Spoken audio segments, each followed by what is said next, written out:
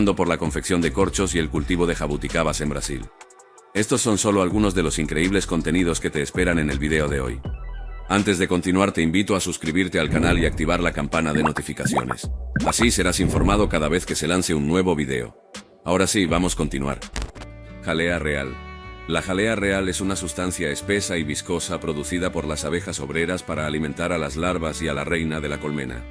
Es una fuente de alimento altamente nutritiva, y está especialmente destinada a alimentar a la larva que se convertirá en reina.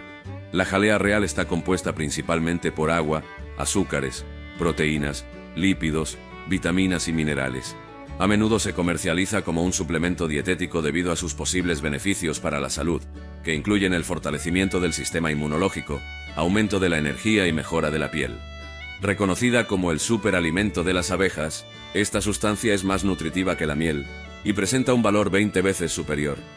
Las reinas disfrutan de una longevidad 50 veces mayor que las demás abejas, y aunque no hay evidencia científica, la industria de alimentos saludables está firmemente convencida de que la jalea real es responsable de esta durabilidad. Extracción de la jalea real. La cría de abejas para la extracción de jalea real es un proceso complejo que requiere cuidados específicos para garantizar la producción de jalea de alta calidad. Se seleccionan colmenas fuertes y saludables para la producción de jalea real. Las abejas deben ser vigorosas y estar libres de enfermedades. En el proceso de cosecha de la jalea real, distintas clases de abejas habitan la colmena: las obreras, hembras estériles, los zánganos, abejas macho, y las reinas, hembras fértiles. Todas, cuando son larvas, son alimentadas con jalea real, pero solo la reina tiene acceso exclusivo a ella después de la eclosión. Para estimular la producción de jalea real, las abejas se colocan en condiciones específicas. Esto puede incluir la ubicación de las colmenas en lugares con abundancia de flores y la oferta de alimento suplementario, como jarabe de azúcar o polen artificial. Para inducir a las abejas a producir jalea real, muchos apicultores usan copas de jalea real, que son pequeñas células de plástico o cera en las que las abejas depositan la jalea. Estas copas se insertan en colmenas especiales llamadas cámaras de cría de jalea real. Las abejas rápidamente comienzan a alimentar a las larvas restantes con jalea. Este proceso de alimentación dura 72 horas, tiempo necesario para que las obreras llenen los compartimentos con jalea. La jalea real se cosecha manualmente de las copas especiales. Esto generalmente se hace con cuidado para garantizar que la colonia no sea perturbada en exceso. Pasadas exactamente 72 horas, se inspeccionan las cajas de las colmenas, se retiran los compartimentos y se corta el sello de cera de abeja sobre cada uno de ellos. Cada larva debe ser removida manualmente, dada su pequeña dimensión. Después de la cosecha, la jalea real se procesa para eliminar cualquier impureza, y luego se almacena en condiciones adecuadas para preservar su calidad. Debido a su composición nutricional superior a la miel, la jalea real ha sido vinculada a una serie de afirmaciones sobre beneficios para la salud, como potencial afrodisíaco o secreto para la longevidad. Sin embargo, la mayoría de estas afirmaciones carecen de respaldo científico. La base para estas creencias reside en la observación del impacto de la jalea real en las abejas. Las reinas crecen 1,5 veces más que las demás. Con una vida útil extendida de 7 años, las reinas superan en longevidad a las abejas obreras, que viven solo 6 meses, y tienen la capacidad de poner hasta 3.000 huevos en un solo día, algo que las obreras no pueden lograr debido a su esterilidad. Es importante observar que la producción de jalea real requiere habilidad y conocimientos específicos, y los apicultores suelen recibir entrenamiento especializado para aprender las técnicas adecuadas. Además, la extracción de jalea real puede ser laboriosa y requerir inversiones en equipos adecuados. Cultivo del cacahuate. El cultivo del cacahuate es una práctica agrícola extendida en muchas partes del mundo. Esta leguminosa, rica en proteínas, vitaminas y minerales, desempeña un papel fundamental en la industria alimentaria, siendo utilizada en la fabricación de una variedad de productos, incluyendo aceites, mantequilla de cacahuate, dulces y aperitivos. El proceso de siembra generalmente comienza con el uso de semillas y requiere una cantidad significativa de agua, especialmente durante las primeras etapas de crecimiento. Siembra. Para preparar el terreno es necesario arar, rastrillar y nivelar el suelo, creando así una cama uniforme para las semillas. La profundidad del arado debe estar entre 20 y 30 centímetros, asegurando que la tierra quede suelta y aireada. Es crucial seleccionar cuidadosamente las semillas, priorizando su salud y calidad. Antes de la siembra, se recomienda tratarlas con fungicida para protegerlas de posibles enfermedades. Los agricultores formarán hileras en el área del terreno, con el objetivo de mantener organizada el área de siembra y garantizar una buena y estable circulación de aire en el suelo. En cuanto al espaciado entre las hileras de siembra, se debe mantener una distancia de aproximadamente 30 a 40 centímetros, mientras que entre las propias semillas, el intervalo ideal es de 5 a 10 centímetros. Al colocar las semillas en el suelo, estas deben enterrarse a una profundidad de 3 a 5 centímetros, con la punta hacia abajo y el brote hacia arriba. Los agricultores seleccionan meticulosamente la cantidad de semillas a plantar por hectárea, variando entre 53 y 64 kilogramos, teniendo en cuenta el tamaño de las semillas, las características del suelo y las condiciones climáticas previas a la siembra. Después de un periodo de 7 a 8 días, los primeros brotes de cacahuate comienzan a emerger del suelo, un proceso que puede ser influenciado por el clima predominante. En esta etapa, los agricultores aplican herbicidas para controlar el crecimiento de hierbas y plantas invasoras que puedan competir con los cacahuetes por espacio y nutrientes. Riego.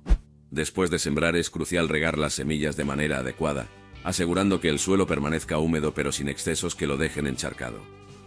El riego debe realizarse regularmente durante todo el ciclo de crecimiento de las plantas. Durante este periodo, es esencial controlar el crecimiento de las malas hierbas, evitando que compitan por nutrientes y agua con las plantas de cacahuate. Después de un periodo de 21 a 30 días, los cacahuetes entran en su fase de floración. Las primeras 3 semanas de este periodo son cruciales para el desarrollo de las plantas. En condiciones de clima excesivamente caliente y seco, las flores que dan origen a las vainas pueden no desarrollarse adecuadamente en el suelo. Sin embargo, después de superar esta fase, alrededor de 45 a 60 días después de la siembra, los cacahuetes inician su crecimiento y entran en la etapa de llenado de las vainas. La cosecha puede realizarse después de aproximadamente 120 a 150 días de la siembra, cuando las plantas comienzan a marchitarse y secarse. Las vainas deben ser retiradas de las plantas y dejadas al sol para secarse antes de ser cosechadas. Determinar el momento adecuado para la cosecha representa uno de los mayores desafíos que enfrentan los agricultores. Cualquier error en esta decisión puede invalidar todos los esfuerzos previos. Una cosecha temprana resulta en cacahuetes jóvenes, con textura arrugada y alto contenido de agua, comprometiendo la calidad de los resultados. Por otro lado, una cosecha tardía puede llevar a la pérdida de muchas vainas maduras debido a su fragilidad, lo que resulta en una caída del rendimiento de la cosecha de más del 50% en comparación con lo ideal. Encontrar el equilibrio es fundamental para garantizar una cosecha exitosa. Para resolver este desafío, los agricultores emplean un método estandarizado para analizar la superficie de las cáscaras, asegurando así una cosecha ideal. Después de determinar el momento adecuado, movilizan 2 tipos de máquinas cosechadoras. Los primeros tractores son responsables de extraer las plantas del suelo, dejándolas a lo largo del camino, mientras que el segundo equipo separa los cacahuetes de las raíces, dirigiéndolos al depósito de almacenamiento. Este enfoque eficiente permite que la cosecha se realice de manera rápida y precisa. Producción de corcho. El corcho es un material de origen vegetal obtenido de la corteza de los alcornoques, ligero y con gran poder aislante. La razón por la cual el corcho posee estas características es su composición rica en suberina, una sustancia lipídica que se acumula en la pared celular. Portugal, principal productor mundial de corcho, tiene en el alcornoque, miembro de la familia del roble, su símbolo nacional.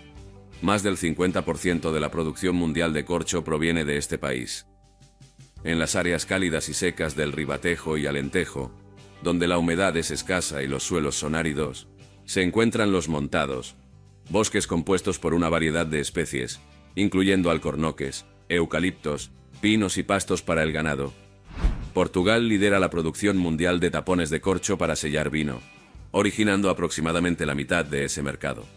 Adentrándonos en el mayor bosque de corcho del mundo, encontramos los alcornoques, árboles protegidos por la ley portuguesa desde 1209. Los recolectores siguen reglas estrictas, respetando un intervalo mínimo de 15 años entre cada cosecha, lo que permite que la corteza se regenere. Sin embargo, solo después de 3 ciclos de cosecha, totalizando 33 años, se obtiene el corcho de mejor calidad. Cada verano los recolectores emplean técnicas tradicionales para extraer el corcho, garantizando que solo se retire la capa externa, preservando así la integridad del árbol. Gracias a su notable capacidad de regeneración, los árboles nunca se agotan de su recurso. La extracción del corcho ocurre en los meses de junio y julio, en verano. El trabajo se realiza siempre en parejas, y esta actividad es la más remunerada en el sector rural del país, entre 80 y 100 euros por día. Después de la cosecha, las planchas de corcho se prensan y se dejan bajo concreto durante 6 meses, antes de someterlas a un proceso de ebullición, para esterilización y ablandamiento. Posteriormente, los tapones son fabricados por una máquina y distribuidos a más de 100 países alrededor del mundo, donde sellan las botellas de vino, protegiendo y preservando su contenido. Producción. Los tapones técnicos están hechos con conglomerados de corcho muy densos, y pueden tener discos de corcho natural en uno o en ambos extremos. Los tapones de champán y espumosos, con un diámetro mayor, forman parte de los tapones técnicos, ya que necesitan tener una mayor granulación, y traen 2 o 3 discos de corcho en la parte inferior. Los tapones encapsulados están hechos con corcho natural, pegados a una cápsula de madera, metal o vidrio. Se utilizan para vinos de Oporto y algunos destilados. Hay un refrán portugués que dice que el corcho es como el cerdo. Todo puede ser aprovechado. Solo el 30% puede ser utilizado para la producción de tapones, lo que corresponde a más del 65% del valor de esta industria. El resto se utiliza para pisos, decoración, aislamiento, industria del calzado y automotriz. Incluso el polvo de corcho puede ser quemado para generar energía. En Amorim, el mayor productor mundial de corcho, más de la mitad de la energía utilizada proviene de la quema de corcho. Hoy, Portugal cosecha más de 1 millón de toneladas de corcho anualmente, poseyendo alrededor de 1/3 de los bosques globales de alcornoque. Esta característica convierte a la nación en un notable retenedor de CO2, crucial para la biodiversidad. La abundante presencia de estos árboles, que marcan la frontera entre el sur de Europa y el norte de África, desempeña un papel vital en la contención de la desertificación. La sostenibilidad del corcho fue un factor clave en la preservación del tapón de vino portugués. En los primeros años del siglo XIX, la aparición de alternativas sintéticas y tapones de rosca para botellas de vino resultó en una caída significativa en el valor del corcho. Sin embargo, a medida que la conciencia ambiental de los consumidores creció en la década de 2010, las exportaciones de corcho aumentaron en un impresionante 52,3% en casi una década. Producción de piña. La piña se considera una infrutescencia, es decir, un conjunto de frutos unidos y no solo un fruto. Los verdaderos frutos son los pequeños gajos. Siendo la segunda fruta más industrializada del mundo, la piña se utiliza para hacer muchos otros productos, como jugo simple o concentrado, conserva, helado, gelatina, mermelada y fruta cristalizada, además de licor, vino, vinagre y cachaza. Siembra. El momento ideal para la siembra es durante la transición del periodo seco al comienzo de las lluvias, aunque es posible sembrar en cualquier época del año con riego adecuado. Elija un suelo bien drenado, que no se encharque, preferiblemente de textura arenosa o ligera, con un pH entre 4,5 y 5,5. Es fundamental que el suelo contenga más de 1% de materia orgánica y sea rico en fertilidad, especialmente en potasio. De lo contrario, se requiere una suplementación mediante fertilización química. Durante los primeros 6 meses, el cultivo del piñal ofrece una ventaja económica adicional, al permitir que otros cultivos de ciclo corto compartan el mismo espacio, ampliando las oportunidades de ingresos para el agricultor. Es posible combinar el cultivo de piña con la siembra de frijol, cacahuate, ocra, repollo, tomate y otros cultivos. Sin embargo, es esencial mantener el área limpia, evitando el crecimiento de malezas que compitan con la piña por agua, nutrientes y luz solar. Un factor favorable para la comercialización de la fruta es instalar la plantación en áreas cercanas a fuentes de agua y al mercado consumidor, con facilidad para acceder y distribuir la producción. Si la intención es ampliar el manejo del cultivo para una actividad comercial, también se debe considerar la existencia de agroindustrias en la región. Producción. De noviembre a febrero es el periodo destacado para la producción de piñas, pero con la aplicación de reguladores de floración, como carburo o etefón, alrededor de un año después del plantío, la cosecha puede realizarse durante todo el año. La cosecha ocurre aproximadamente entre 5 y 6 meses después de la aplicación de los reguladores. Utilizando guantes gruesos y un machete, sostenga la corona del fruto y corte el tallo aproximadamente a 2 centímetros por debajo de la base de la piña. En esta propiedad, anualmente, se cultivan alrededor de 75 millones de piñas, se necesita un período de 8 meses para que las plantas estén listas para la siguiente fase. El agricultor recorre los campos con su tractor, y utilizando un equipo especial conocido como pulverizador de cultivos, aplica un rociado en cada planta. Durante esta fase inicial, los agricultores utilizan etileno, un gas natural que estimula la floración completa de la planta. Este gas indica a la planta que es hora de iniciar el desarrollo del fruto, un proceso conocido como inducción. Después de la inducción floral, las plantas comienzan a producir pequeñas flores en el centro del conjunto de hojas. El tallo que soporta el grupo de flores se engrosa gradualmente, formando el núcleo central alrededor del cual crecerán las piñas. A medida que el tallo floral continúa desarrollándose, las pequeñas flores se fusionan y dan origen a la piña. Este proceso se extiende durante varias semanas. Los trabajadores utilizan herramientas especializadas, como cuchillos o tijeras de cosecha, para separar las piñas de los tallos, evitando dañar los frutos. La destreza de los trabajadores es crucial para realizar cortes precisos y eficientes. Las máquinas cosechadoras se mueven lentamente por la plantación, permitiendo que los recolectores elijan cuidadosamente las frutas en el punto óptimo de maduración. En esta etapa, la delicadeza es esencial, ya que las piñas son sensibles a los golpes y daños. Los trabajadores cosechan manualmente con cuidado, y luego colocan las frutas en un transportador. Este paso es fundamental para preservar la calidad del producto. Cada piña se recoge y se deposita en una cinta transportadora, y luego se almacena en recipientes grandes.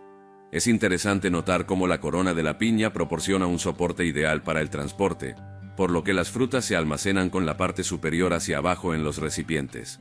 Después de llenar los recipientes, comienza la siguiente etapa del proceso. Aunque la mayoría de estas piñas se procesan, los ejemplares más atractivos se venderán enteros.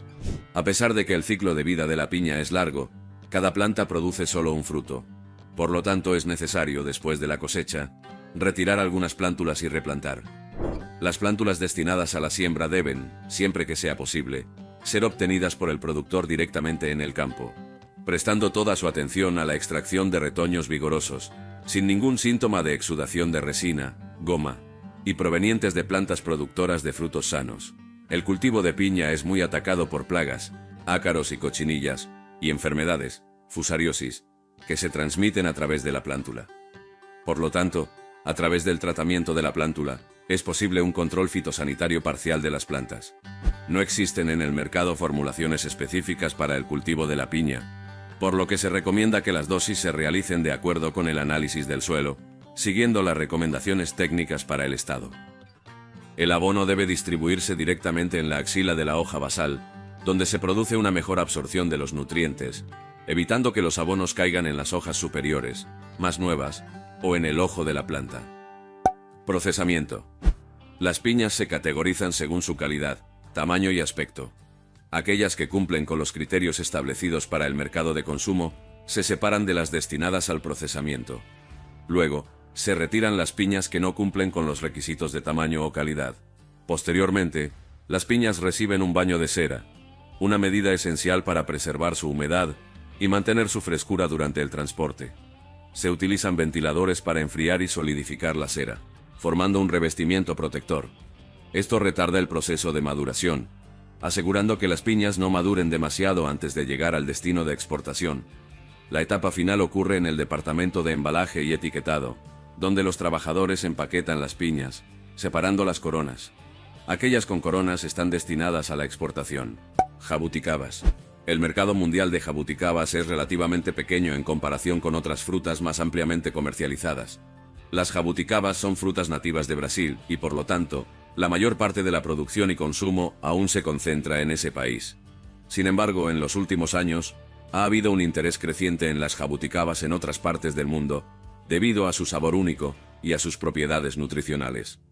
En términos de comercio internacional, el volumen de exportación de jabuticabas es limitado, principalmente debido a la perecibilidad de la fruta. Las jabuticabas frescas tienen una vida útil relativamente corta y son sensibles al transporte a larga distancia. Sin embargo, algunas empresas han explorado formas de procesar y preservar las jabuticabas para su exportación, como la producción de jugos, pulpas congeladas y mermeladas, lo que amplía las oportunidades de comercio internacional. Países como Estados Unidos, Canadá, Japón y algunos países europeos han mostrado un interés creciente en las jabuticabas y en productos derivados de ellas, a medida que aumenta la demanda de frutas exóticas y alimentos saludables. Además, la jabuticaba ha sido promocionada como una fruta rica en antioxidantes y otras sustancias beneficiosas para la salud, lo que contribuye a su atractivo en el mercado global.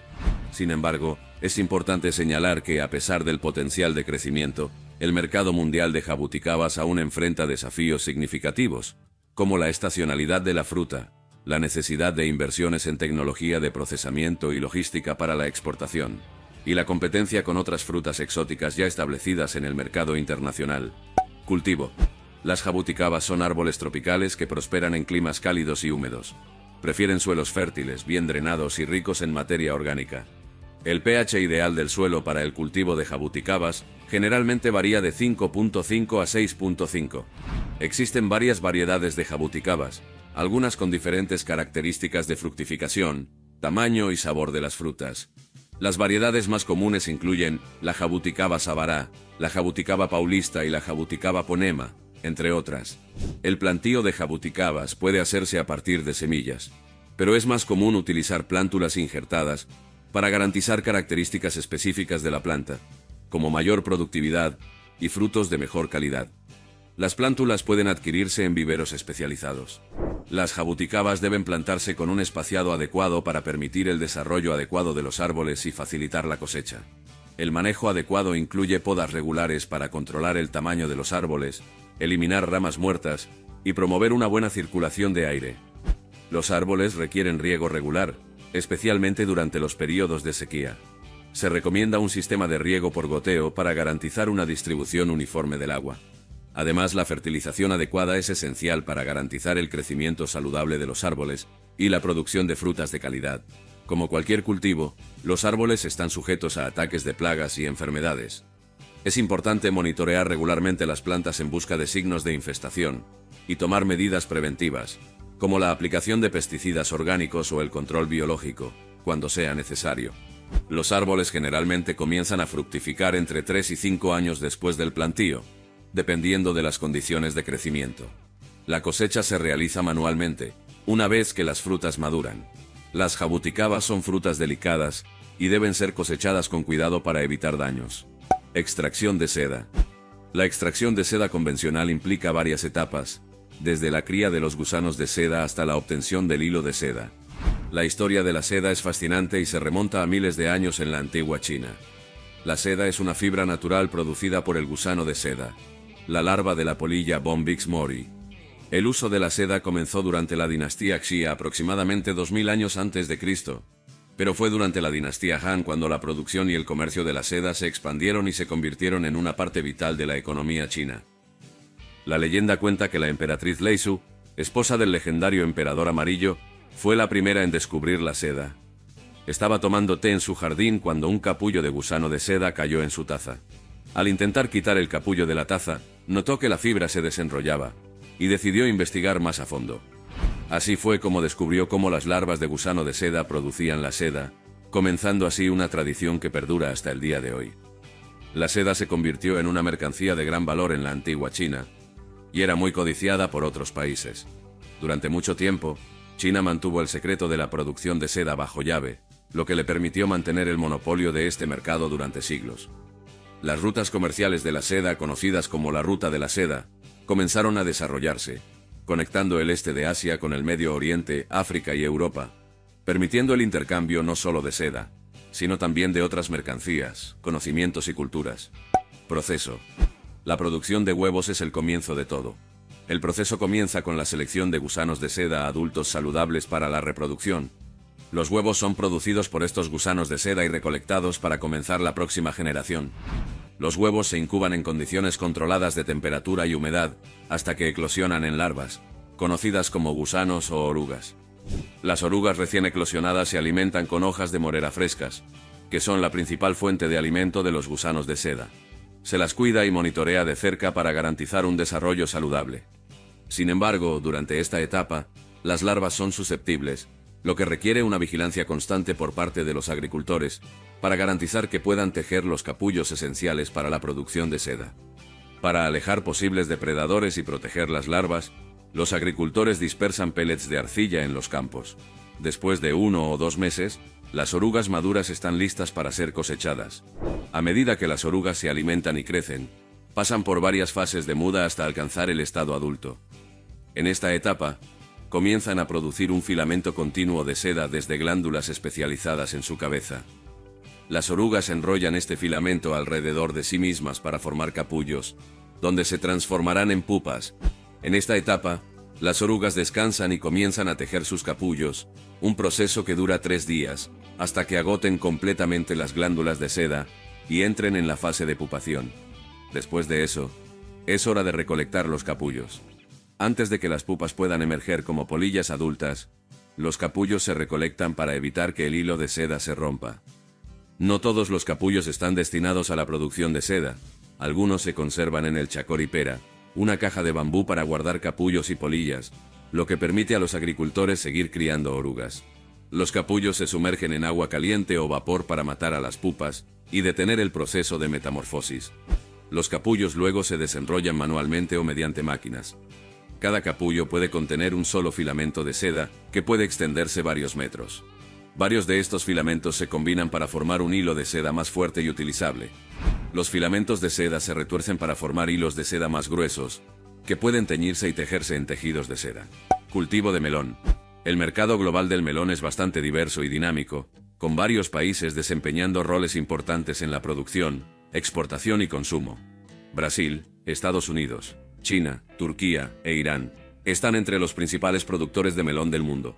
Otros países como España, México, India e Italia también tienen una producción significativa. Producción. La producción de melón es una actividad agrícola importante en muchas regiones del mundo, con una serie de factores que influyen desde el cultivo hasta la cosecha. El melón generalmente se cultiva en campos abiertos, aunque en algunas regiones puede cultivarse en invernaderos para controlar mejor las condiciones climáticas. Las semillas se plantan en filas espaciadas, y los agricultores aplican técnicas de riego y fertilización para promover el crecimiento saludable de las plantas. Al igual que en otros cultivos agrícolas, el melón está sujeto a ataques de plagas y enfermedades que pueden reducir la producción y la calidad de los frutos. Los agricultores utilizan una variedad de métodos para controlar plagas y enfermedades, incluido el uso de pesticidas orgánicos y sintéticos, rotación de cultivos y prácticas de manejo integrado de plagas. La cosecha del melón generalmente ocurre cuando los frutos alcanzan su tamaño máximo y comienzan a madurar. Tiene un ciclo muy temprano, cuya cosecha ocurre a los 60 o 70 días después de la siembra. Esto puede variar según la variedad y las condiciones locales de cultivo. Los agricultores generalmente cosechan los melones manualmente, cortando los frutos del tallo principal. Después de la cosecha, los melones generalmente se empaquetan y se envían a los mercados locales, nacionales o internacionales. La distribución puede hacerse a través de mayoristas, supermercados, mercados locales o directamente a los consumidores, dependiendo de la escala de producción y las preferencias del mercado. Irrigación. El melón no tolera la humedad alta, ni que el agua moje sus tallos y hojas, especialmente durante el periodo de floración. Desde la siembra hasta la emergencia, los riegos deben ser diarios, pero de baja intensidad. Desde la emergencia hasta el inicio de la fructificación, se puede reducir la frecuencia, pero la intensidad debe ser mayor. Durante la fase de fructificación, se reduce gradualmente la cantidad de agua. En la cosecha, se debe regar lo suficiente para que la planta no se marchite.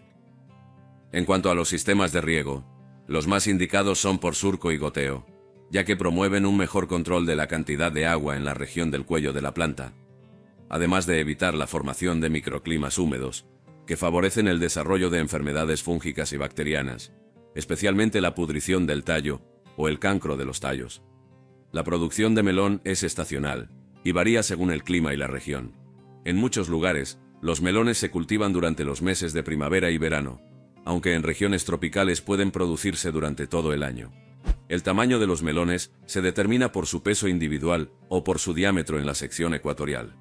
Si el tamaño está relacionado con el peso del fruto, el melón más grande no deberá tener más del 50% del peso del más pequeño. Si el tamaño está relacionado con el diámetro del fruto, el diámetro del melón más grande será como máximo un 20% mayor que el del fruto más pequeño. Muchos países exportan e importan melones para satisfacer la demanda local y global. Los principales países exportadores incluyen Brasil, México, España y Estados Unidos, mientras que los principales países importadores incluyen Estados Unidos, la Unión Europea, Japón y Canadá. Al igual que en muchos productos agrícolas, los estándares de calidad y seguridad alimentaria son importantes en el comercio internacional de melón. Los productores y exportadores deben garantizar que sus productos cumplan con los estándares de higiene, calidad y envasado, exigidos por los mercados de destino. Cultivo de pera. El clima perfecto para el desarrollo de la pera, fruto del peral, es el frío. Durante el invierno, puede soportar temperaturas de hasta menos 20 grados Celsius, y aún así, los frutos crecerán firmes y fuertes.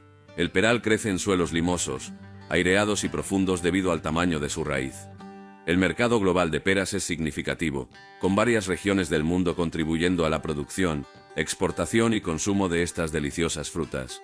Los mayores productores de pera incluyen China, Italia, Estados Unidos, India y España. Otros países como Argentina, Turquía, Chile, Rusia y Brasil también tienen producciones significativas.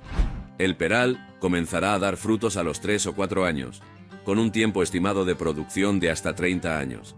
En gran parte de América Latina, la floración del árbol ocurre en agosto y septiembre, durante el final del invierno, y las frutas generalmente maduran en verano, de febrero a marzo. En la mayoría de los casos, el peral es un árbol caducifolio, que pierde sus hojas estacionalmente, que puede crecer hasta 12 metros de altura o más. Casi todos los perales que se cultivan para frutas son caducifolios, pero existen algunos cultivares, principalmente ornamentales, que son siempre verdes. Historia.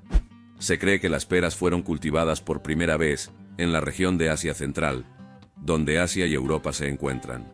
La pera europea es originaria de esta área, mientras que la pera asiática proviene de China y otras partes de Asia Oriental. Hay evidencia de que las peras fueron cultivadas y consumidas por los antiguos egipcios, griegos y romanos. Los romanos, en particular, valoraban las peras y las cultivaban extensamente en sus huertos. Durante la Edad Media, las peras fueron cultivadas ampliamente en toda Europa, y muchas variedades fueron desarrolladas por monjes y agricultores. La fruta era apreciada tanto por su sabor como por su versatilidad en la cocina. Con la expansión europea por el mundo, las peras fueron introducidas en nuevas regiones, incluyendo América del Norte, América del Sur, Australia y Nueva Zelanda. Las variedades europeas fueron adaptadas a diferentes climas y condiciones de suelo en todo el mundo. A lo largo de los siglos, los agricultores y horticultores han desarrollado una gran variedad de tipos de pera, cada uno con sus propias características de sabor, textura y color. Algunas de las variedades más conocidas incluyen la pera Bartlett, la pera Anjou, la pera Bosc y la pera Conference. Durian. El durian es originario del sudeste asiático y es conocido por ser una de las frutas más inusuales y polémicas del mundo, debido a su fuerte y distintivo olor. A menudo se describe como teniendo un olor que puede variar desde un aroma dulce y afrutado hasta un olor a basura podrida. Sin embargo, muchas personas que superan el olor son recompensadas con una experiencia de sabor única y deliciosa. El valor de las importaciones de durian en China recientemente superó al de las cerezas y plátanos juntos. Este auge está impulsando a los agricultores de Malasia, e incluso la familia real ha mostrado interés en entrar en este negocio. Sin embargo, esta ascensión tiene su costo. Cultivo. Para plantar el durian, es necesario un clima tropical o subtropical, con temperaturas medias entre 25 y 35 grados Celsius. La planta prefiere suelos bien drenados y fértiles, con un pH ligeramente ácido a neutro. Se recomienda elegir un lugar soleado y protegido de vientos fuertes para el cultivo. El durian es un árbol tropical que puede crecer hasta 40 metros de altura. Los árboles comienzan a producir frutas aproximadamente 4 a 5 años después de ser plantados y pueden continuar produciendo frutas durante varias décadas. El gobierno estatal de Malasia derribó 15.000 árboles de durian en tierras públicas. Aunque estas granjas no son oficialmente reconocidas, los agricultores han cultivado estos árboles durante varias generaciones sin enfrentar problemas. Son los responsables de popularizar el Musang King, una variedad especial de durian que se vendió en promedio por $32.50 por libra en Malasia durante la temporada de 2021. Cuidados. Aquí, las frutas pasan por una estricta verificación de calidad antes de ser adquiridas por compradores locales e internacionales. Los trabajadores, con su amplia experiencia en durian, pueden distinguir fácilmente una fruta de alta calidad de una de baja calidad. Esta habilidad es esencial, ya que los compradores que suministran durian a países como China esperan frutas perfectas. Para cuidar el durian, es esencial realizar podas regulares para mantener el árbol en un tamaño adecuado y promover la formación de una estructura saludable. Se recomienda eliminar las ramas secas, enfermas o que estén compitiendo por espacio y luz. Además, es importante proteger la planta de plagas y enfermedades con medidas preventivas, como la aplicación de insecticidas naturales o el uso de redes de protección. En cuanto a la iluminación, el durian necesita luz solar directa para desarrollarse plenamente. Por lo tanto, es fundamental garantizar que la planta reciba al menos 6 horas de luz solar diariamente. En regiones con inviernos rigurosos, puede ser necesario proporcionar iluminación artificial para complementar la luz solar durante los meses más oscuros. Los durian de mejor calidad provienen de árboles con más de 10 años. Durante las temporadas pico, que son de julio a septiembre y de diciembre a marzo, los trabajadores evalúan hasta 400 cestas de durian al día. La mayor parte de los durian exportados de esta región se envía a Singapur. Orígenes y distribución. El durian es originario de las selvas tropicales del sudeste asiático, incluyendo países como Indonesia, Malasia, Tailandia y Brunei. Hoy en día, se cultiva en varias partes del mundo, incluyendo otros países tropicales como Filipinas, Vietnam, Sri Lanka, e incluso en Australia. La fruta del durian es grande, con una cáscara dura y espinosa. La pulpa dentro de la fruta es amarilla o crema y está dividida en segmentos. Cada segmento contiene una semilla grande, que es comestible después de cocida. El olor. Como se mencionó anteriormente, el olor del durian es muy fuerte y distintivo. Esto se debe a los compuestos de azufre presentes en la fruta, que son responsables de su olor característico.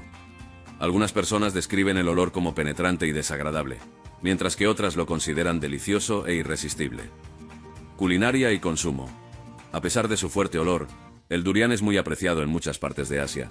Se consume fresco, pero también se utiliza en una variedad de platos, incluyendo postres, pasteles, helados y hasta en platos salados. Cultura y simbolismo. En la cultura del sudeste asiático, el durian a menudo se ve como el rey de las frutas. Es valorado por su sabor único y se considera un alimento lujoso. En algunas regiones, los durian se venden a precios muy altos, especialmente las variedades más raras y de alta calidad. En resumen, el durian es una fruta fascinante con una historia rica y compleja. A pesar de su olor controvertido, es amado por muchos, y es una parte importante de la cultura y la gastronomía del sudeste asiático. Si tienes la oportunidad de probarlo, vale la pena superar el olor y descubrir el sabor único y delicioso del durian. Jacas gigantes. Las jacas gigantes, también conocidas como chempedak, son una variedad de jaca que crece principalmente en la región sudeste de Asia, incluyendo países como Malasia, Indonesia, Tailandia y Filipinas. Estas frutas son notablemente más grandes y pesadas en comparación con las jacas comunes. Las jacas gigantes requieren un clima tropical y húmedo para crecer. Los árboles de jaca son resistentes y se pueden encontrar en muchas partes de la región sudeste de Asia, especialmente en Borneo y Sumatra. Historia y origen. La jaca es originaria de la India y se cultiva en toda la región tropical. Las jacas gigantes han sido cultivadas en la región sudeste de Asia durante siglos. Aunque no existen registros precisos sobre el origen exacto de las jacas gigantes, son ampliamente cultivadas y apreciadas en Malasia e Indonesia, especialmente en las regiones de Borneo y Sumatra. Características. Las jacas gigantes pueden crecer hasta un tamaño impresionante, con algunas frutas pesando más de 30 kilos.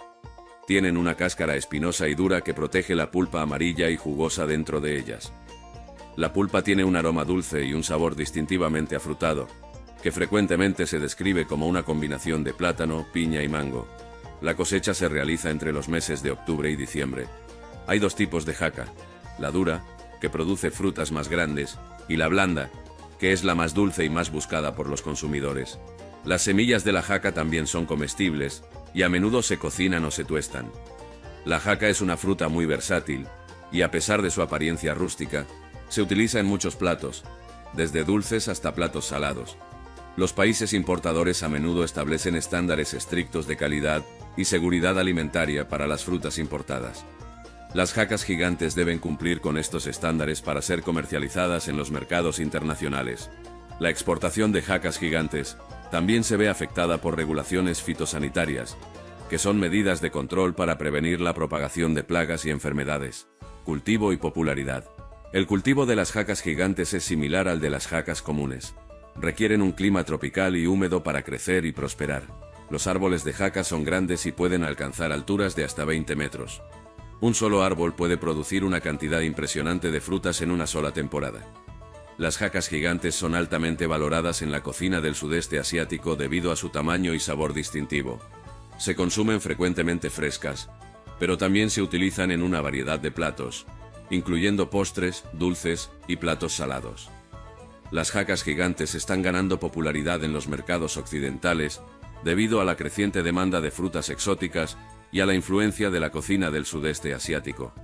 Países como Estados Unidos, Canadá y países europeos están importando jacas gigantes en cantidades crecientes. La jaca es una fruta nutritiva, rica en carbohidratos, fibra, vitaminas B y C, además de minerales como calcio, hierro y potasio. La fruta puede tener varios beneficios para la salud, como ayudar a regular el azúcar en la sangre, mejorar la digestión y fortalecer el sistema inmunológico. Impacto cultural y económico. Las jacas gigantes desempeñan un papel significativo en la cultura y la economía de la región del sudeste asiático. Son una fuente importante de ingresos para los agricultores locales y se exportan a otros países de la región y más allá. Se están realizando investigaciones para desarrollar técnicas de cultivo más eficientes y sostenibles, así como para mejorar el almacenamiento y transporte de las jacas gigantes a mercados internacionales. Con el creciente interés por las frutas exóticas y la popularidad continua de la cocina del sudeste asiático, se espera que el comercio global de jacas gigantes continúe creciendo en los próximos años. Las jacas gigantes son una variedad impresionante y deliciosa de jaca, que ha sido cultivada y apreciada en la región del sudeste asiático durante siglos. Con su tamaño impresionante y sabor único, continúan siendo una parte importante de la cocina y la cultura de la región. La jaca gigante tiene un aroma fuerte y atractivo que se libera cuando se abre o corta la fruta. Este aroma es una de las características más distintivas de la jaca, y es una de las razones por las cuales es tan popular en la cocina del sudeste asiático. Fruto de la palma. La palma es una planta antigua e históricamente significativa, que proporciona frutos, aceites y fibras que han sido utilizados por las civilizaciones humanas durante miles de años. Las palmas son originarias de las regiones tropicales y subtropicales del mundo, incluyendo África, Asia, América y Oceanía. Tienen una larga historia de uso humano en muchas culturas indígenas. Existen más de 2.500 especies diferentes de palmas, cada una con sus propias características y usos únicos. Cosecha. Para la cosecha, los trabajadores utilizan herramientas especiales de gran longitud para alcanzar los árboles y los frutos. La parte blanca interior de la fruta se conoce como núcleo de palma o palmiste, mientras que la parte alrededor se llama mesocarpo. Después de la cosecha, los frutos son recogidos por tractores o carros o camiones. Cada palma puede producir aceite entre 25 y 30 años consecutivos, generando hasta 300.000 millones de libras de frutos durante su vida.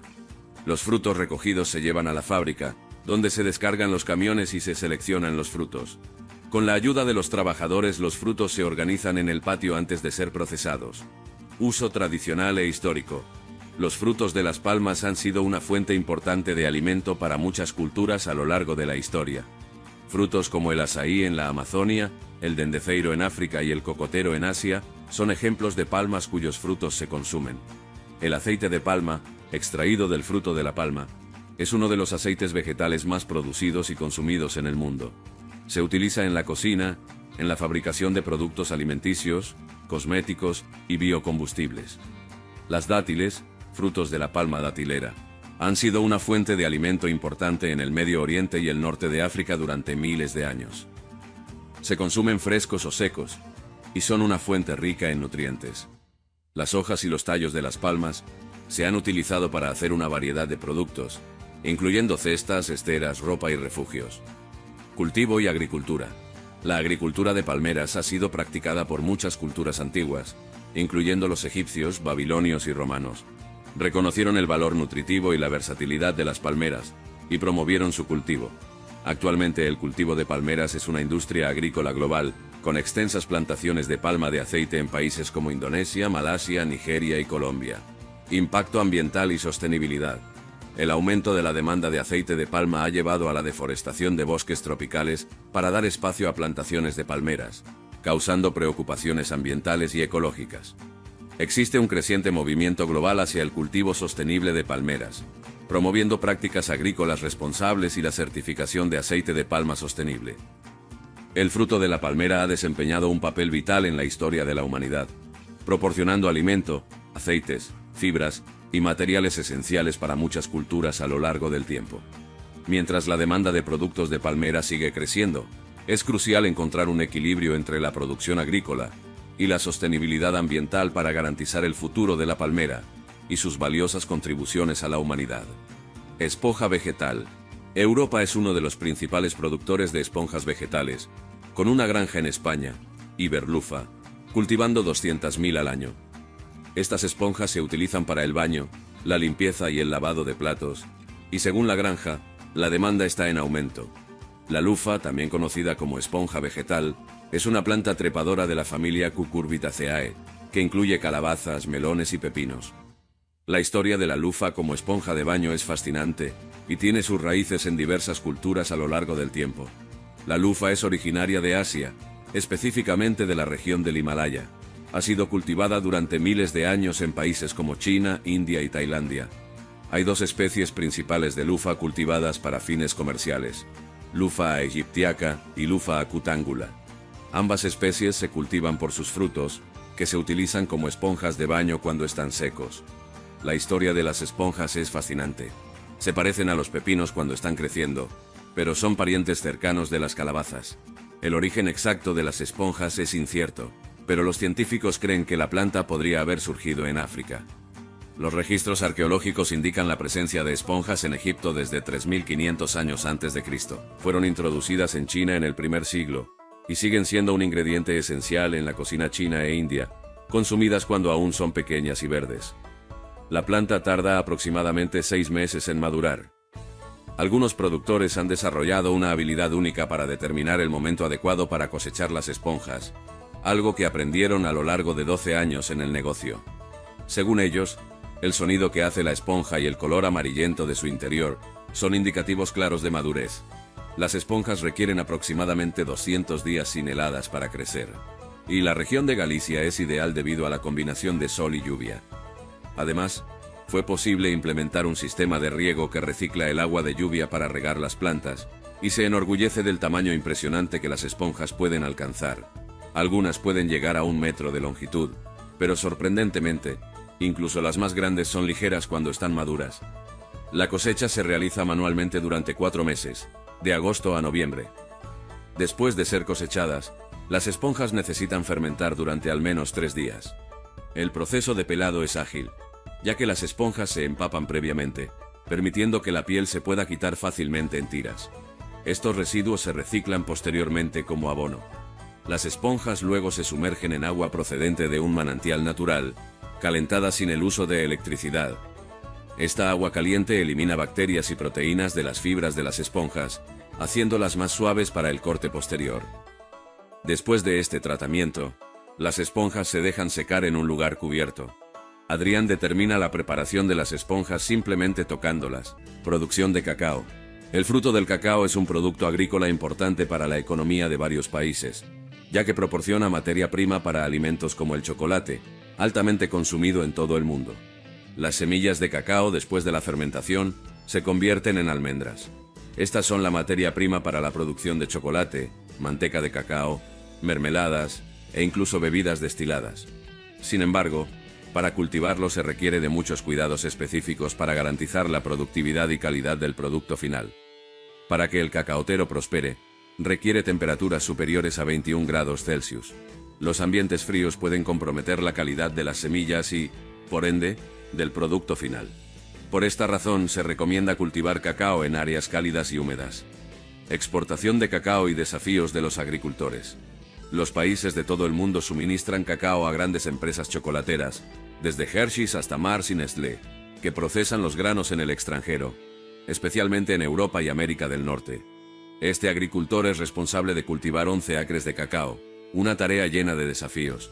Enfrenta condiciones climáticas cada vez más extremas debido al cambio climático, además de enfermedades de las plantas y suelos agotados.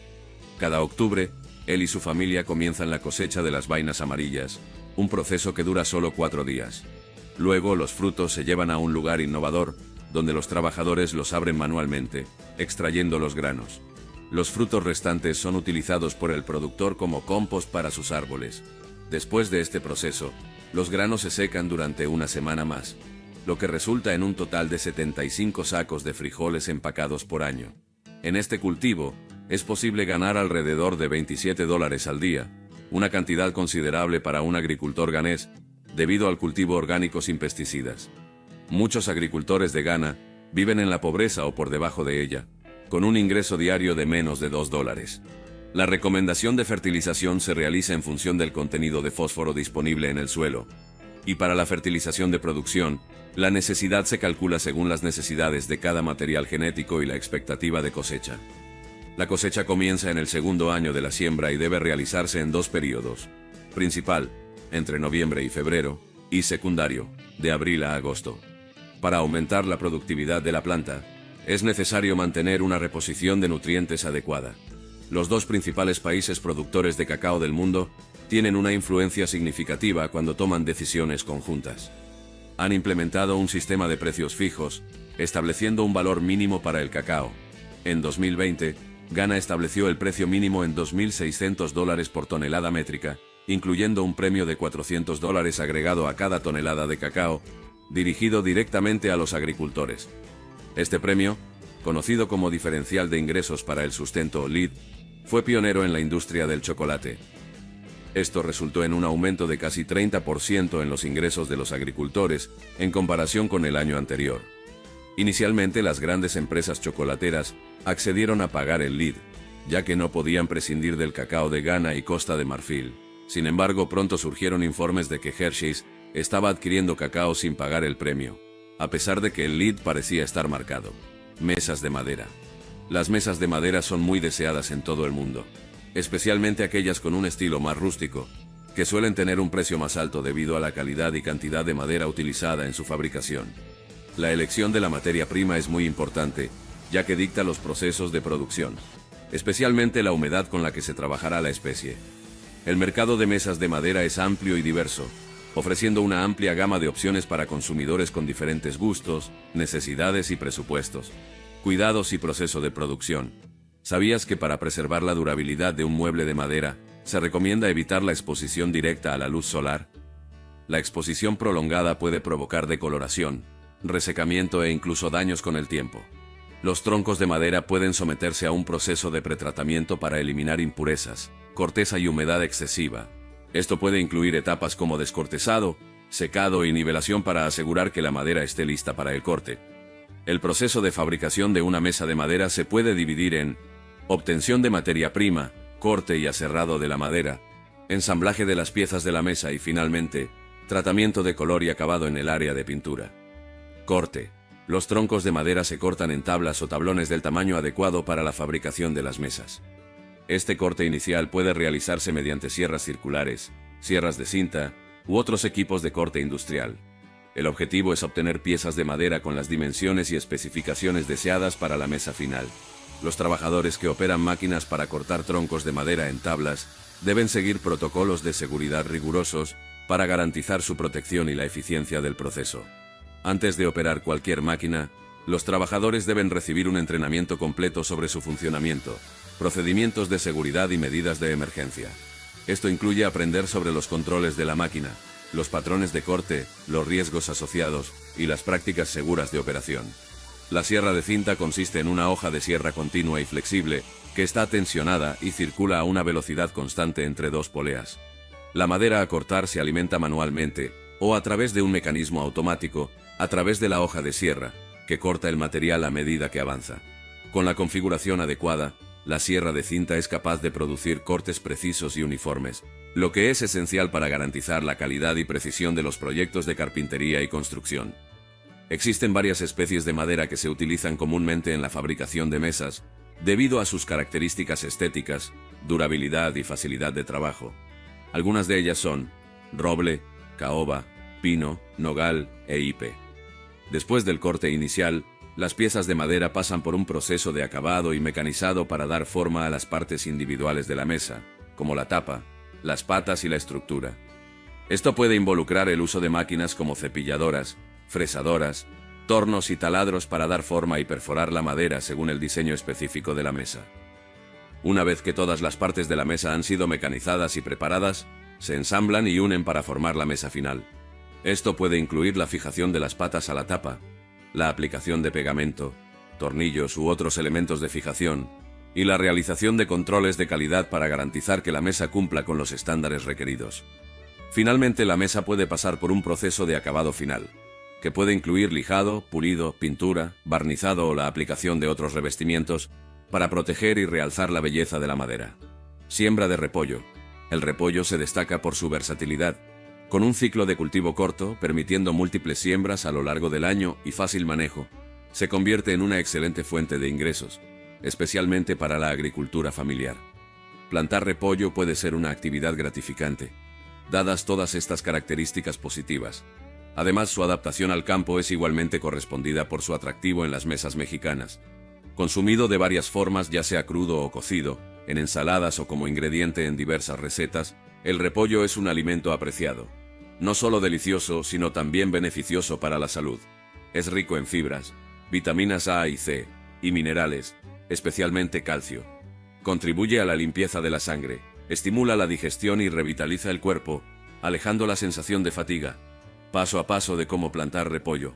Para el cultivo de repollo, es esencial contar con un suelo nutritivo, bien drenado y siempre húmedo, además de una exposición adecuada al sol.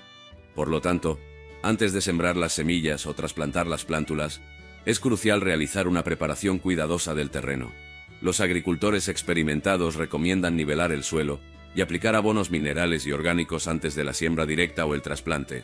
El repollo prospera en suelos fértiles con un pH entre 6 y 6.8. El siguiente paso implica el equilibrio entre el agua y los fertilizantes. Para los cultivos de repollo, se recomienda encarecidamente el riego por goteo y la fertirrigación, donde los fertilizantes solubles en agua se añaden al sistema de riego. Sin embargo, es crucial mantener un equilibrio adecuado en relación con la cantidad de agua. El suelo necesita estar húmedo, pero no saturado, ya que las plantas no toleran el encharcamiento. Esta hortaliza requiere un riego regular y constante para un desarrollo adecuado, con el fin de formar cabezas firmes y producir hojas de alta calidad. Además de las sugerencias anteriores, otras prácticas útiles para mantener la humedad del suelo incluyen el uso de aspersores y la aplicación de una ligera cobertura de hojas muertas sobre el suelo, que ayudan a retener la humedad. El repollo tolera las temperaturas de congelación, pero las heladas pueden dañarlo severamente, dañando las plantas y comprometiendo la calidad de las hojas, lo que resulta en cabezas subdesarrolladas o una producción por debajo de lo esperado. Por esta razón, es crucial identificar la ventana de tiempo adecuada, alineada con la planificación del ciclo de cosecha. Digamos que decides por 3 ciclos de siembra. Una buena estrategia es hacer la primera siembra a mediados de la primavera para cosechar en verano. La segunda puede hacerse a finales de la primavera para ser cosechada a principios del otoño. Y el último ciclo puede ser sembrado a finales del verano para ser recolectado a principios de la primavera. La temperatura ideal para cultivar repollo debe estar entre 12 y 23 grados Celsius. Siembra. Para iniciar el cultivo comercial del repollo, se utilizan solo semillas, las cuales pueden ser sembradas directamente en el campo de cultivo o empleadas en la producción de plántulas para trasplante posterior. En ambos métodos, el espaciado entre filas varía de 60 a 80 centímetros, mientras que entre las plantas puede variar de 40 a 60 centímetros. Si la siembra es más densa, la tendencia es la formación de cabezas de repollo de menor tamaño. Con semilla, riego y espaciado definidos, es hora de proceder con la siembra. Para la siembra directa, se recomienda utilizar al menos 2 semillas por punto a una profundidad de 2 centímetros. El motivo es que diversos factores bióticos y abióticos pueden afectar la germinación en el campo, provocando fallos en el establecimiento de las plantas, incluso cuando hay un alto porcentaje de desarrollo de las semillas. Una forma de mitigar esta situación es, después del crecimiento, utilizar la técnica de adelgazamiento en los puntos donde han germinado las 2 semillas, eliminando aquellas que han crecido menos. Otro método que puede ser necesario es volver a sembrar si hay muchas fallas en la germinación. Ahora bien, si se opta por la producción de plántulas, lo ideal es que las semillas se planten en ambientes interiores, en camas o macetas, durante aproximadamente 6 a 8 semanas. Durante la fase de crecimiento, El repollo es susceptible a algunos tipos de plagas y enfermedades, por lo que es fundamental conocer las principales y planificar las estrategias más apropiadas para combatirlas. Si aún no tienes mucha experiencia en el cultivo de repollo, te recomiendo buscar la ayuda de un profesional para tomar las medidas correctas y no perjudicar el cultivo. El repollo se cultiva en una variedad de climas y regiones, lo que lo convierte en un cultivo ampliamente distribuido en todo el mundo. Los principales productores incluyen China, India, Rusia, Estados Unidos y países de la Unión Europea. El repollo es un ingrediente versátil en la cocina y se utiliza en una variedad de platos en todo el mundo. Puede consumirse crudo en ensaladas, cocido en sopas, guisos y salteados, fermentado para hacer chucrut o kimchi, o utilizado como ingrediente principal en platos como rollitos de repollo. Cultivo de césped. El cultivo de césped para comercialización, también conocido como producción de césped ornamental, es una actividad agrícola especializada que tiene como objetivo proporcionar céspedes y paisajes verdes para residencias, parques, campos deportivos, campos de golf y otras áreas públicas o privadas. Aquí hay algunos aspectos importantes sobre este tipo de cultivo. Selección de la especie de césped. Hay varias especies de césped utilizadas para paisajismo, cada una con sus propias características de crecimiento, color, textura y resistencia a condiciones climáticas específicas.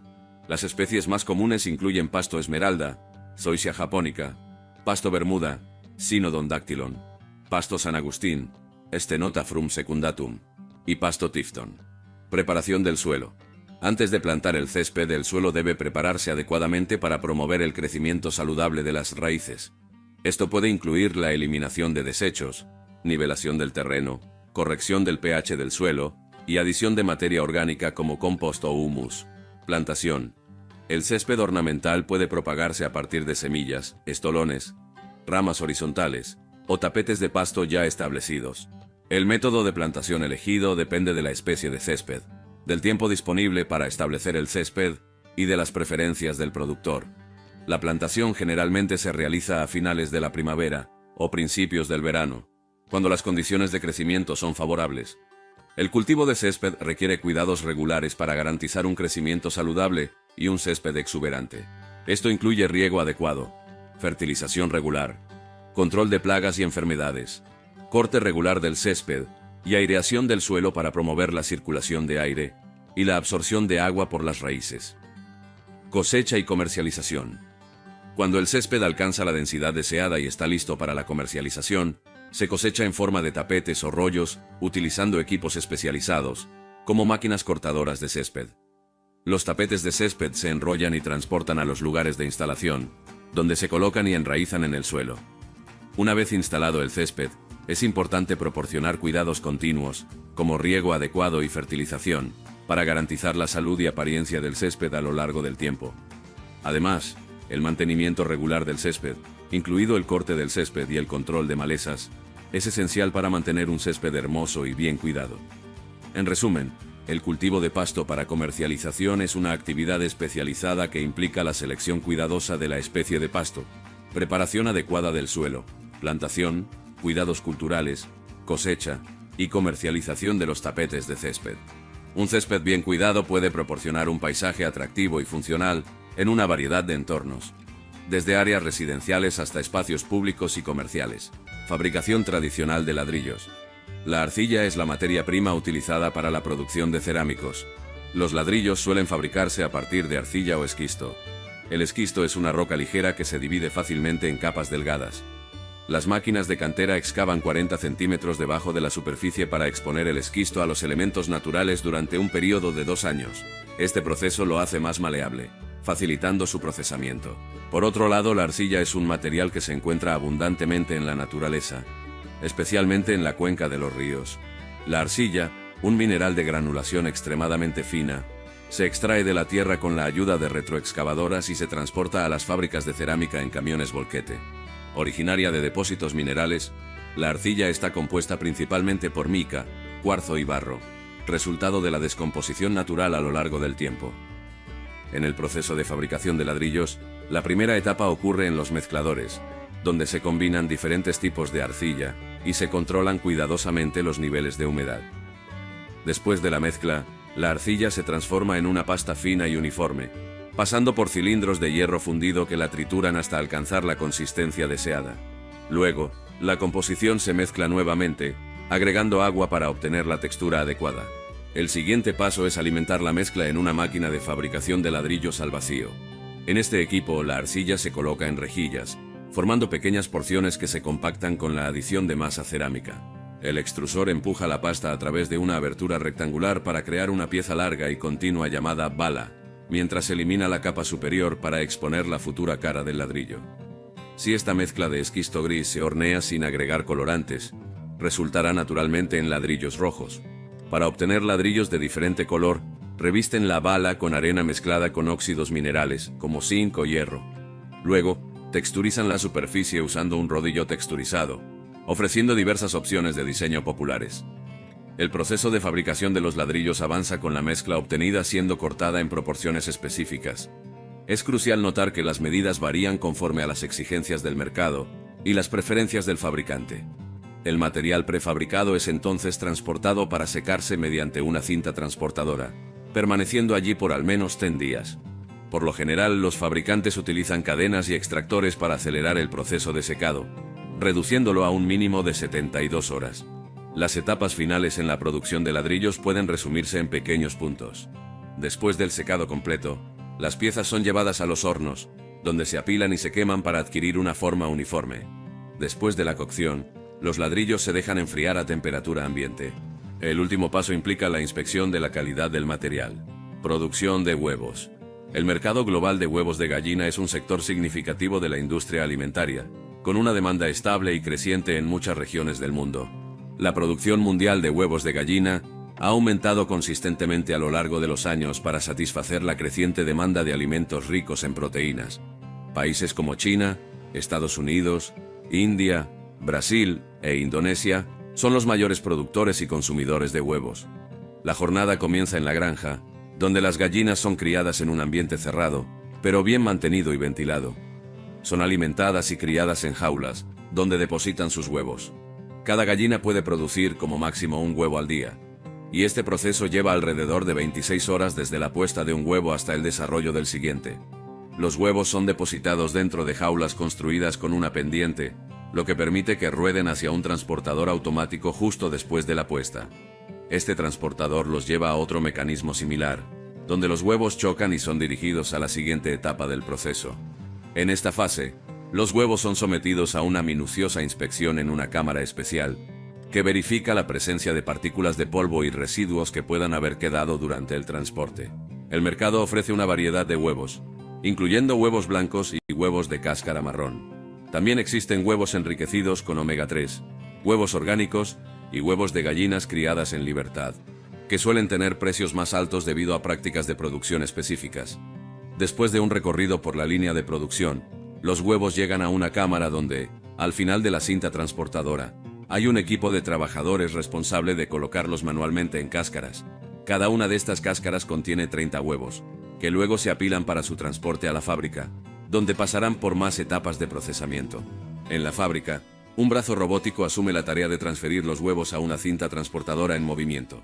Este entorno fabril es altamente automatizado, aunque aún hay situaciones en las que los trabajadores interactúan manualmente con los huevos, lo que naturalmente prolonga el tiempo de procesamiento. Los huevos avanzan lentamente hacia una cámara equipada con desinfección por UVC, una tecnología que elimina bacterias y verifica posibles anomalías en el interior de los huevos. Cualquier huevo considerado defectuoso es identificado, muestreado y marcado digitalmente para su registro. Este proceso también monitorea la cantidad total de huevos producidos y el porcentaje de productos rechazados. Después de la desinfección, los huevos se dirigen a una unidad de almacenamiento, donde aquellos identificados como defectuosos son eliminados del lote, cayendo en un recipiente separado. Los huevos restantes pasan por una fase de limpieza, donde son cuidadosamente liberados de partículas de polvo y plumas. La cadena de suministro de huevos involucra a productores de huevos, distribuidores, minoristas y consumidores finales. Grandes granjas industriales y pequeños productores locales contribuyen a la oferta global. La industria de los huevos está constantemente buscando mejoras en la productividad, eficiencia y calidad de los huevos. Esto incluye inversiones en tecnologías de cría de aves, nutrición animal, control de enfermedades y envases. Después de esta etapa, los huevos avanzan hacia una máquina especial que imprime individualmente una marca tanto en la parte superior como en los lados de cada huevo, utilizando sofisticadas impresoras láser. Ha llegado el momento crucial de empacar los huevos. Una máquina específica dispone pilas de cáscaras de huevos vacías en la cinta transportadora, mientras que otra se encarga de llenarlas. Luego se realizan verificaciones detalladas a través de láseres para garantizar que ningún huevo haya sido dejado atrás. Para finalizar el proceso de embalaje, una unidad automatizada cierra las tapas de los envases. En algunas instalaciones, este procedimiento aún se realiza manualmente. Luego se aplican etiquetas a los envases, que se desplazan hasta el final de la línea de producción, listos para ser recogidos y enviados a los consumidores. Cultivo de aguacate. El cultivo de aguacate ha sido testigo de un aumento en popularidad últimamente debido a la creciente demanda global de esta fruta nutritiva. Sin embargo, al igual que con cualquier otra práctica agrícola, es importante priorizar la sostenibilidad para garantizar que el cultivo de aguacate siga siendo viable a largo plazo. Las plataformas de agricultura de precisión pueden aumentar significativamente la productividad agrícola sin dañar el medio ambiente. Usando la toma de decisiones basada en datos, gestionando agua y nutrientes de manera efectiva y adoptando métodos ecológicos de control de plagas y enfermedades, podemos hacer que el cultivo de aguacate sea más sostenible y económicamente viable. Temperatura y luz solar para el cultivo. La mayoría de las variedades modernas de aguacate prefieren climas cálidos y pueden soportar temperaturas tan bajas como -4 grados Celsius. Sin embargo, tanto las bajas temperaturas como las variaciones bruscas de temperatura restringen seriamente el cultivo de esta planta tropical amante del calor. Además, los árboles de aguacate, especialmente los jóvenes, son particularmente vulnerables a las tensiones de temperaturas por encima de los 40 grados Celsius. Las plantas de aguacate prosperan en temperaturas del suelo entre 20 y 25 grados Celsius, mientras que temperaturas por debajo de los 10 grados y por encima de los 30 impiden significativamente el crecimiento de las raíces. Para florecer, estos árboles requieren un mínimo de 4 semanas de clima frío en otoño e invierno. Agua y humedad para el cultivo. El aguacate es conocido por su alto consumo de agua. La cantidad real de agua necesaria para el cultivo fructífero de aguacates varía según factores como el clima, el tipo de suelo para el cultivo de aguacate y la edad de los árboles. Un árbol maduro requiere entre 40 y 50 pulgadas, 1000 y 1300 milímetros de lluvia cada año, en promedio. Un nivel de humedad favorable para el cultivo de aguacates está entre el 60 y el 80%. El cultivo aún es factible en un 40% de humedad o menos, siempre que otras condiciones de cultivo sean aceptables, pero existe el riesgo de estrés hídrico, mayor susceptibilidad a plagas y caída de flores y frutos. Sin embargo, demasiada humedad puede llevar a la propagación de enfermedades fúngicas. Por lo tanto, las condiciones ideales para la agricultura incluirán solo la cantidad correcta de humedad y circulación de aire.